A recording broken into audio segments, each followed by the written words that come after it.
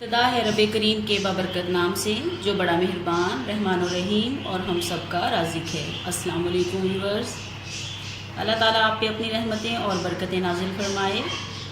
आज हम बनाने जा रहे हैं व्यूअर्स की भरपूर फरमाइश पे ओजड़ी। ओजड़ी को पहले मैं आपको साफ़ करने का तरीका बता दूं।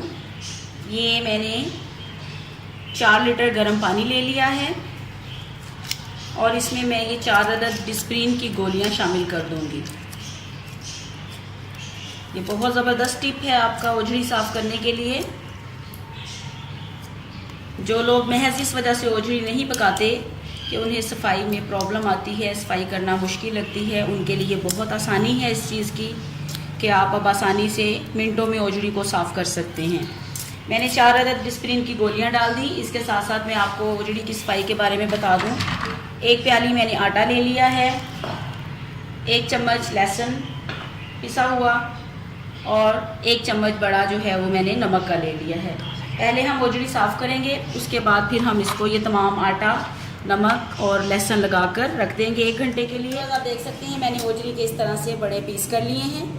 मैं इसको 45 सेकंड के लिए पानी में डिप करूंगी।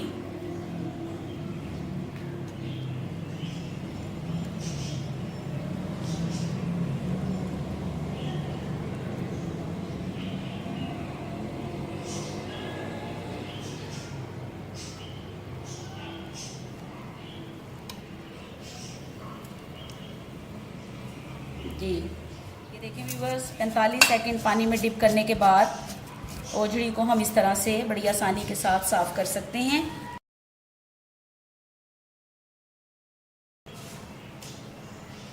मैं एक और पीस आपको साफ़ करके दिखाऊंगी।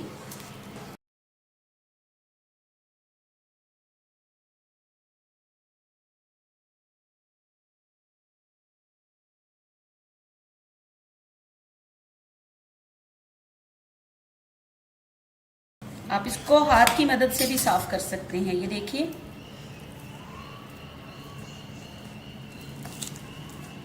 व्यूअर्स, ये हमारी ओजड़ी साफ़ हो चुकी है। अब हम इसमें शामिल कर देंगे अपना ये आटा, नमक और ये लहसुन का पेस्ट। इसको अच्छे से मिक्स करके